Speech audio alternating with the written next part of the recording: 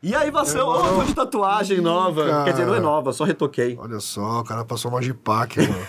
Vassão, existem músicas com enredos marcantes, tipo Faroeste Caboclo, por exemplo, que a gente falou aqui, mas tem discos inteiros com toda uma narrativa. Discos que contam uma história, o que é raro hoje em dia, né? Então senta aí porque a gente vai falar dos álbuns que contam uma história. Normalmente uma história contada em várias músicas, isso é muito legal.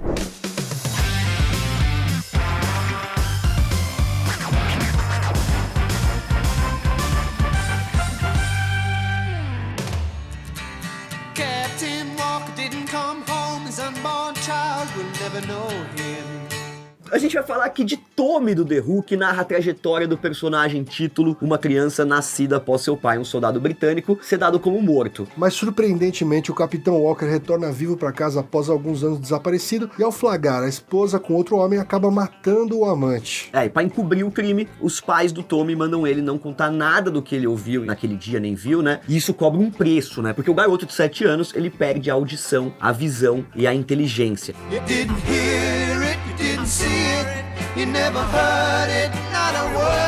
Depois disso, o menino passa por uma série de tentativas frustradas de cura, que incluem médicos, prostitutas e o uso de drogas pesadas. Achei que ele tinha simplesmente ido no SUS ali, mas foi outra coisa. Lá não tinha SUS. Não. A tragédia do protagonista não para por aí, já que ele é torturado pelo sádico primo, pelo Kevin, e passa a ser molestado pelo próprio tio. É punk, mas real, né? Bem real. Mas a história dá uma virada quando Tommy se torna um grande campeão de pinball, atraindo a atenção de muita gente, já que apesar das deficiências, ele é um mestre jogador de pinball. Bom, mais adiante no disco, o personagem encontra a cura após a mãe quebrar um espelho, né, tipo uma mandinga, e dessa maneira também destruir o bloqueio mental que existia sobre o garoto. Após esse milagre, o protagonista ainda se torna uma espécie de messias, conquistando vários seguidores, mas isso dura pouco e o culto se desfaz. Essa jornada maluca foi composta pelo Pete Townshend numa tentativa de deixar mais relevante o som da banda, que estava passando aí por um período de baixa e até corria risco de separação. Daí ele se apoiou nos ensinamentos do guru indiano Meher Baba sobre compaixão, amor e introspecção, decidiu criar músicas que funcionavam isoladas, mas também formavam algo maior, uma história completa. Esse enredo complexo e cheio de reviravoltas foi uma revolução na época, né? Se tornou uma referência ao ópera rock e acabou culminando aí no filme de 75. O ano que eu nasci. Foi o ano que você nasceu? Don't miss Tommy, the film. Your senses will never be the same.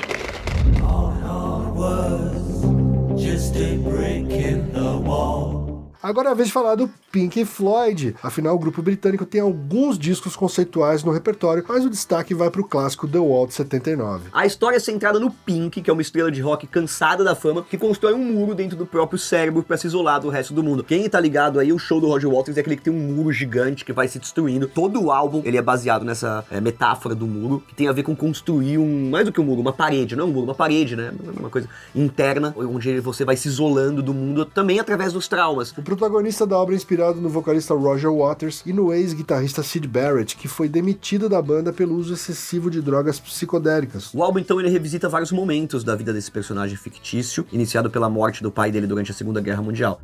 Dad is flown across the ocean. Por conta dessa perda, a mãe precisa educar o garoto sozinha e isso acaba resultando numa criação superprotetora e opressora. Pra piorar, o Pink é atormentado na escola por professores tirânicos e abusivos que vão traumatizando o rapaz e colocando mais tijolo nesse muro que ele criou na cabeça dele.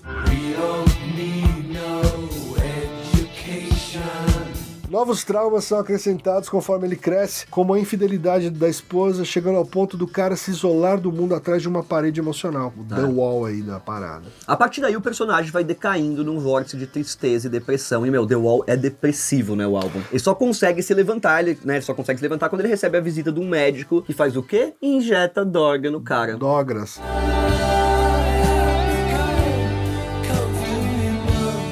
Em seguida, o protagonista fica tão entorpecido que passa a imaginar ser um ditador meio nazista, mas no fim ele consegue acordar para a realidade e ver um jeito de derrubar o muro. A obra-prima do Pink Floyd se fecha com a faixa Outside the Wall, transparecendo aí a ideia de que tudo funciona como um ciclo e nada dura para sempre. The bleeding hearts and the artists make their stand.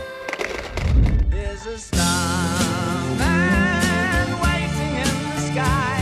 O David Bowie foi um dos artistas mais criativos e excêntricos da história, e essas duas qualidades ficaram bem latentes em The Rise and Fall of Ziggy Stardust and the Spiders from Mars, de 1972. Nesse trabalho, o roqueiro apresenta o Ziggy Stardust, um ser extraterrestre que vem à Terra apresentar uma mensagem de esperança antes de um desastre apocalíptico que vai rolar depois de 5 anos, uma coisa assim. Durante seus sonhos, o protagonista recebe a visita de outros ETs que estão dispostos a salvar a humanidade, mas aos poucos ele vai ficando preso em sua própria loucura e ego. E através dessa narrativa fantástica, o músico aproveita para discutir questões como a artificialidade do rock, orientação sexual, afinal o Alien ele não tinha sexo, né? O estrelato, política e drogas, né? Porque o Alien vem pra cá querendo arrumar esse planeta. Só que chega aqui, ele começa a cair nas tentações, nas drogas, no ego, e aí quando vê, ele não sabe mais se ele tá colaborando ou atrapalhando. Show me a good time. Sex, drugs, and women. Uma das principais inspirações para o disco veio do cantor Vince Taylor, que teve um colapso nervoso e acreditava ser fruto do cruzamento entre Deus e um alien. Esse é aquele seu amigo mais louco que você tem. Se você não tem um amigo que acredita que é o cruzamento de Deus com alien, talvez seja você, hein? Talvez seja você o cruzamento. Curiosamente, a obra não nasceu com essa pretensão de contar uma única história, sendo que algumas canções foram gravadas anos antes, junto com o álbum anterior. Isso é muito louco, porque no caso desse álbum do Ziggy Stardust, o álbum anterior ele já era meio que um ensaio pra esse álbum, tanto que depois eles mudaram o nome com o sucesso desse álbum.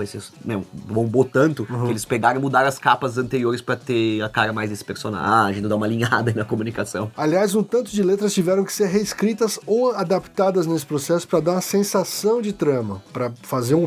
Famoso gambiarra, né? Você pega umas músicas que você tem, famoso glu-glu da letra. Um dos principais diferenciais do projeto fica no fato do Bowie realmente viver o personagem, né, nos palcos, através de figurino andrógeno, maquiagem forte. O Ziggy Stardust se despediu dos terráqueos em julho de 73 e após isso o cantor não encarnou nunca mais o alter ego pelo resto da sua vida. Now Ziggy played guitar. Brother, there's far too many of you dying.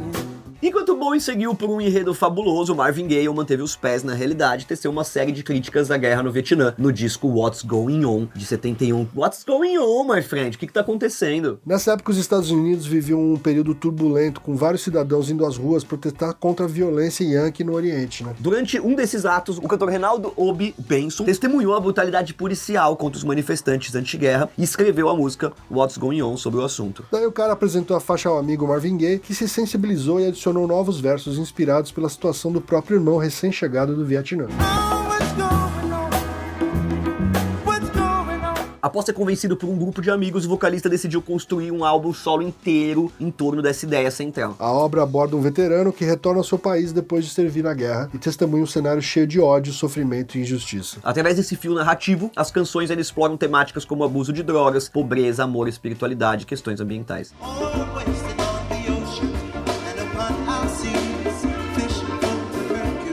O trabalho fez um sucesso gigantesco e Gaye se tornou o primeiro artista solo masculino a emplacar 3 singles de um mesmo disco no top 10 da Billboard Hot 100. Graças à trama crítica e à qualidade musical, What's Going On foi nomeado como o melhor álbum de todos os tempos pelas publicações Rolling Stones e NMA.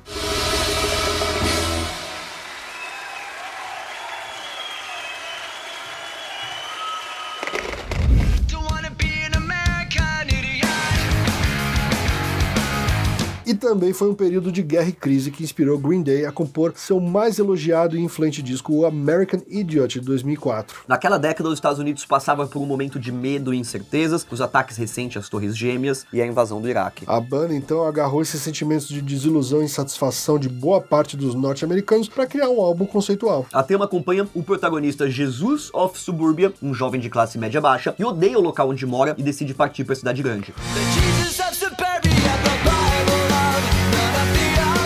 Além dele, outros 2 personagens são apresentados. Saint Jimmy, um rebelde lutador pela liberdade, e o seu contraponto, What's Her Name, uma garota focada em seguir suas crenças e ética. Segundo a banda, essas 2 figuras secundárias e com personalidades contrárias servem para exemplificar o tema do disco, que é raiva versus amor. Essa história prossegue com críticas ao governo e um romance que resulta na morte do Saint Jimmy em Jesus of Suburbia, aceitando voltar para casa ao se desiludir com a cidade. Como o enredo se encerra de maneira indeterminada, o vocalista Billy Joy Armstrong diz que o final seria construído pela imaginação do ouvinte. Um jeito fácil de não fazer final. Esse fim abrupto tem uma explicação, pois os integrantes fizeram as composições de forma separada e não sabiam para onde levar essa história depois de um certo ponto. Tá vendo? Apesar disso, American Idiot foi ovacionado pela crítica e público, recebendo o Grammy de álbum de rock, além de vender mais de 6 milhões de cópias só nos Estados Unidos. O disco também funcionou como um divisor de águas pro Green Day, que saltou de um hardcore mais juvenil para uma obra-prima recheada de crítica social e ousadia sonora. Todos nós já nascemos um pouquinho bandido. A gente encerra então com o álbum brasileiro Filho de José e Maria, do Odair José, que narra a história polêmica de uma espécie de Jesus Cristo contemporâneo. É só polêmica, que pedrada. Conhecido por suas composições de teor mais romântico, o cantor queria ousar criando um álbum duplo com 24 faixas, contando a jornada desse Messias do nascimento até a morte. Mas de cara, a gravadora dele negou a ideia por causa do tema controverso, então o artista levou seu projeto por selo RCA Victor, que topou lançar o trabalho com um limite de 10 músicas. Falou, Daí, a gente conta a história desse cara aí, mas em 10 músicas, ninguém vai pagar 24, velho. Esse enredo dessa dezena de composições gira em torno de um Cristo moderno que experimenta drogas e chega a questionar a própria orientação sexual. Tabu, hein, mano? Você não se assume pra viver. Depois de passar por longos anos de solidão e rejeição social, o personagem renasce aos 33 anos, quando aceita o sexo e vive a felicidade plena. A estrutura narrativa do disco é um pouco desconexa, isso porque o Odair preferiu dar uma embaralhada proposital na ordem das músicas por receio da censura. Malandrão ele. Mas é claro, galera, que o mix entre referência bíblica e assunto tabu causou muita polêmica e o cantor chegou a ser ameaçado de excomunhão pela Igreja Católica. O disco ainda foi um fracasso de vendas, sendo o pior resultado comercial do Odair José até então, tanto que após o fiasco ele voltou a se dedicar a uma linha mais romântica popular. Com o passar dos anos, o disco vem ganhando status de cult pela sua sonoridade bem interessante, que mistura rock, folk, progressivo e também uma narrativa bem legal, bem complexa. Aliás, o jornalista Mauro Ferreira se referiu ao álbum do Odair como a primeira ópera rock do universo pop nacional. Bom, pessoal, infelizmente não deu pra falar de mais álbuns aqui por tamanho, né, do vídeo. A gente faz uma parte 2, se vocês comentarem aqui, se vocês curtirem. Também indica aí os álbuns que faltou. Pois é, ou de repente a gente pode fazer algum tipo especial, tipo 21 Pilots, que tem até conexão entre os álbuns na história, de tão complexa que é essa parada. Nossa, isso é muito legal, né? São bandas que contam história entre os álbuns. Eu tenho certeza que eu vou esquecer aqui de alguma banda que eu amo, algum álbum que eu amo, que não entrou nessa lista, mas tudo bem. Escreve aí. Escreve aí, galera. Valeu, Vação. Até a próxima. Na moral.